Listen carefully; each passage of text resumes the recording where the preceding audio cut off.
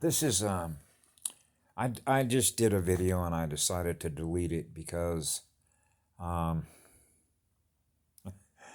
it's like when you're normally used to having a big smile on your face and experiencing a state of love and joy. It's like when you are aware of things that represent spiritual death, if you will, or the dark. And when I'm experiencing in my mind who they are, then my energy shifts. So it's like, well, how about a big smile on your face talking about what the dark represents? Then they wouldn't know the difference. So it's just like, okay, so the experience in knowing what the dark is has to be represented, but what you experience by the way that I show myself to you, which represents what the dark is, which is energy you don't want to experience. So that's like being a reflection of who the dark is because I'm experiencing in my mind who they represent. So thus you get to experience that energy through me when I'm experiencing who they are, that I'm projecting what they represent. That's how it works in the mirror. Because you're aware of what they are. And when you're aware of what they are, you're aware in your state of consciousness what they represent, which is the dark, spiritual death. That's why you get to choose your teachers, which is spiritual death or spiritual life. That's the mask order. That's a satanic ritual. Okay? You know? Don't give me any electrons. I don't want any oxygen. I don't want to burn my cells. No life for me. I don't want to experience life. Well, you know, it's pretty, this is some basic logic, just like I mentioned before, you know, because I'm aware of this. Most of the people that I run across would just as soon be dead than be alive. Why is that? Because their energy is so low. They're not experiencing love and light and joy. How come? Because their battery's been drained. Well, who was draining their battery? Well, who do you think? The system that is in place here, okay, and I'm not talking about Gaia, the great living spirit in Mother Earth. I'm talking about the communication system that everybody's using to communicate with each other. What do you think is feeding this thing? Your battery.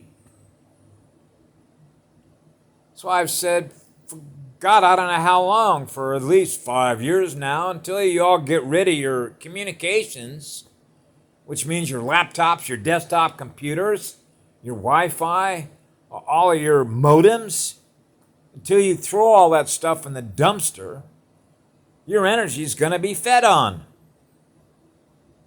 Who do you think set up this entire communication architecture through DARPA? All your stars and bars, all those guys that love to go to war. They're war gamers. The Pentagon is a wargaming institution. It's not a peace-loving institution. You don't see flowers all over the Pentagon. You don't see them out there, you know, dancing in the tulips and love and joy and spreading love everywhere they go. No. You see a cannon, a 155 millimeter cannon out front, parked on the lawn. We represent war. Okay, which means we represent the dark side. We're not interested in love and light. We're interested in killing people as sacrifices.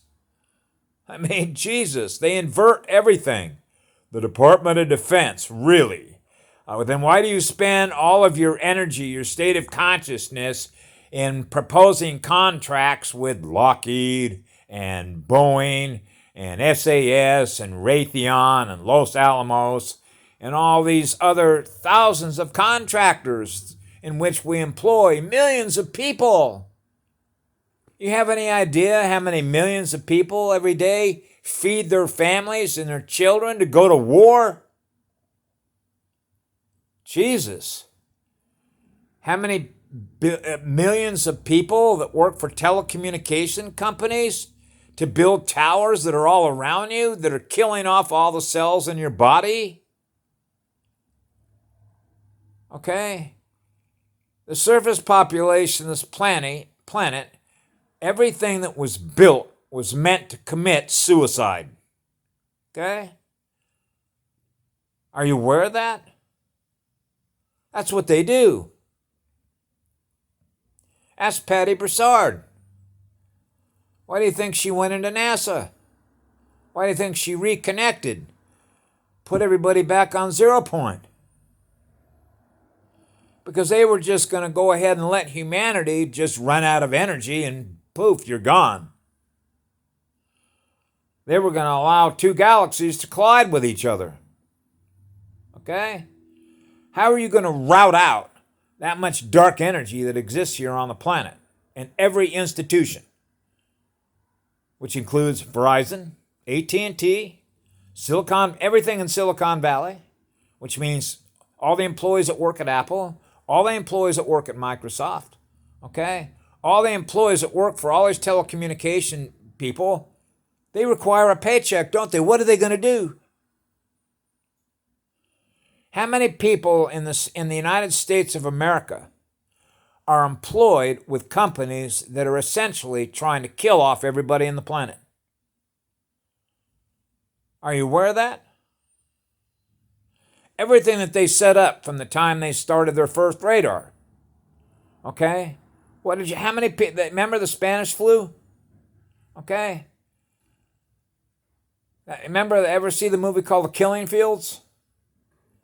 This is one of the things that I had to sort of put through the hopper when I thought, this is the home of the human heart. Love is the law here, yet it turned into a war planet. How the fuck did that happen? My God, do you realize how many beings are being sacrificed on planet Earth every single day? My God, the Earth planet has been overrun by demons. They're everywhere. Most of them are wearing military uniforms,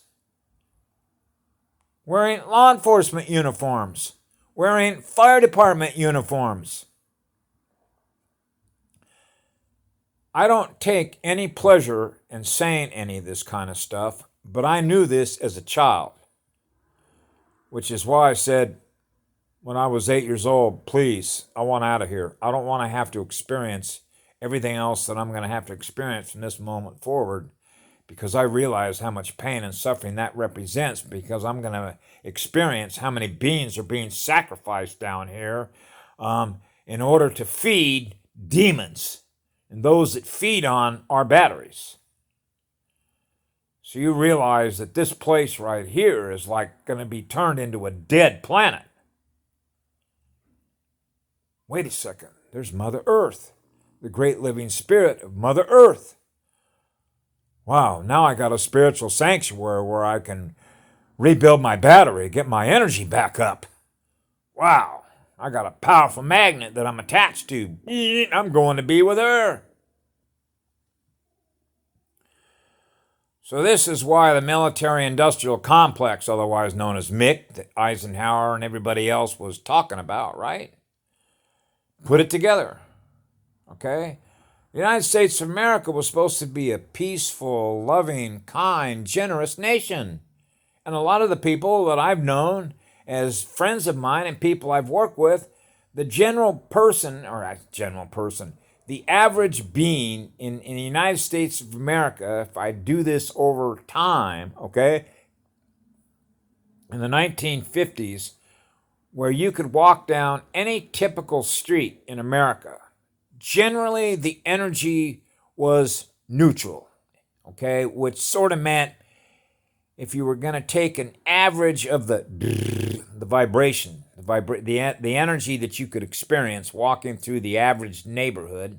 Now, in my case, this would have been mostly either Northern or Southern California, okay, which was primarily either a lower or a middle class neighborhood. And of course, you can throw that in the hopper to try and measure, well, the energy was up because they didn't have to worry about whether or not they were going to run out of energy, because they perceive the energy that they're running on is represented by how much money they have. Well, now we're back to mass density, and when you realize, at least with me anyway, as I mentioned in the last video that I deleted, There are some of us, and I realized that Dolores Cannon was actually the first person that I had ever heard that said something that I identified with, which was when she said, there are beings that got the call in which they do not ordinarily occupy matter, density, or physical bodies. I'm one of those. And the reason that I was able to sort of make a reference to that, the more I began to study hydraulics, friction loss, vortexes,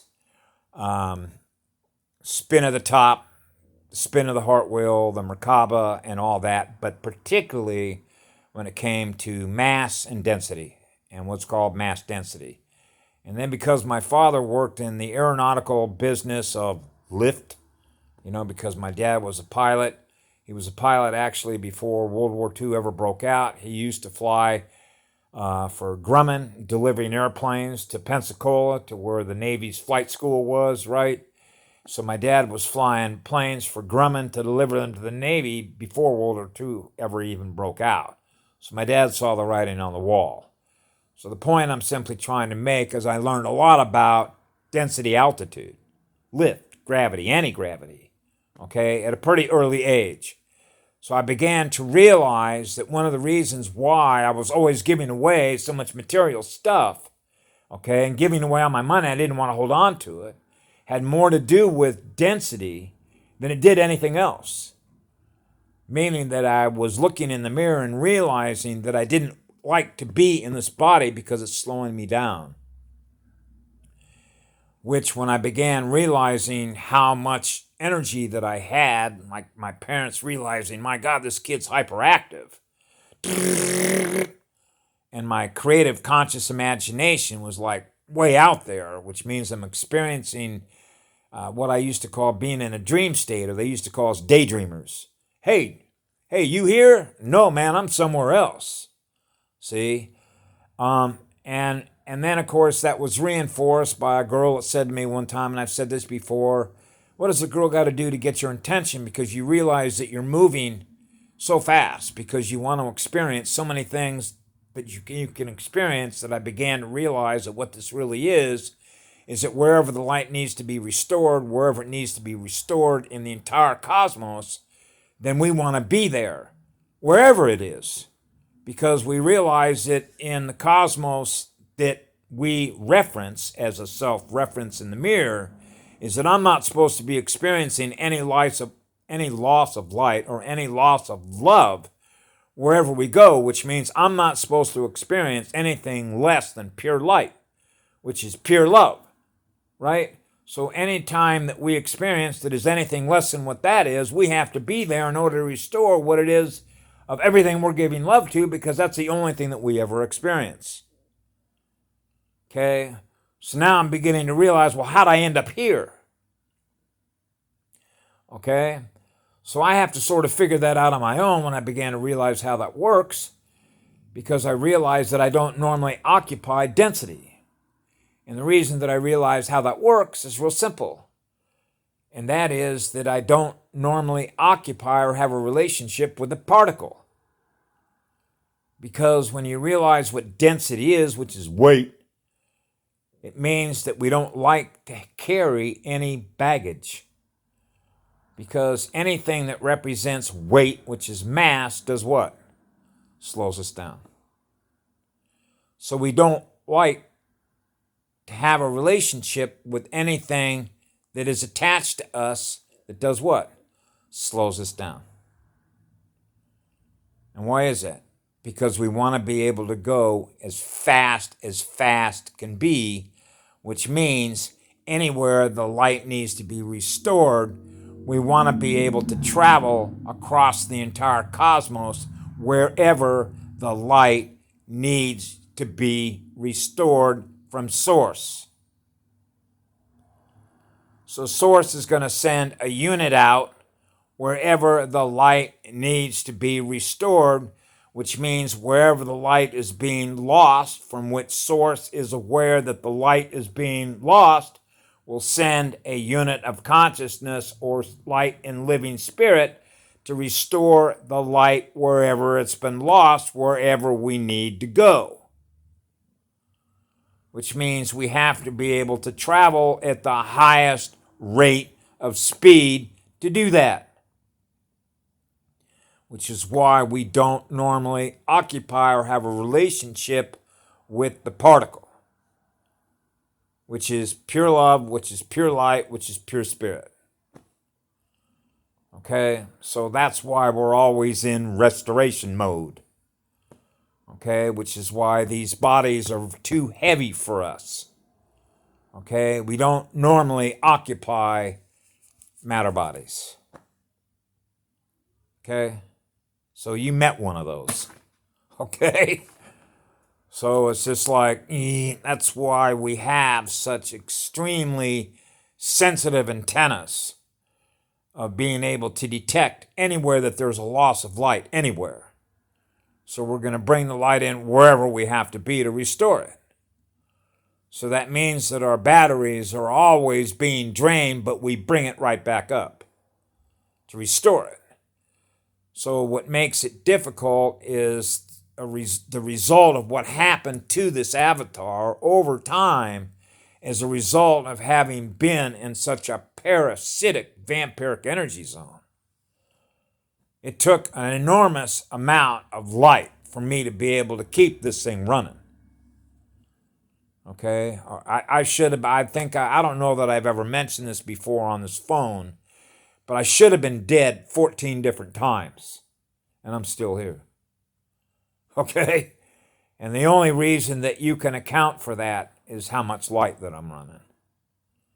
Okay, I was in the intensive care unit for 3.5 days in the San Bernardino County General Hospital, okay, after drinking a fifth of 151 Bacardi every single day for a period of 6 months, and that ended up causing acute pancreatitis, and all you got to do is look at the statistics on that, and I had 3 doctors come in one morning and say, man, somebody's looking out for you. I'm looking out for me. Okay?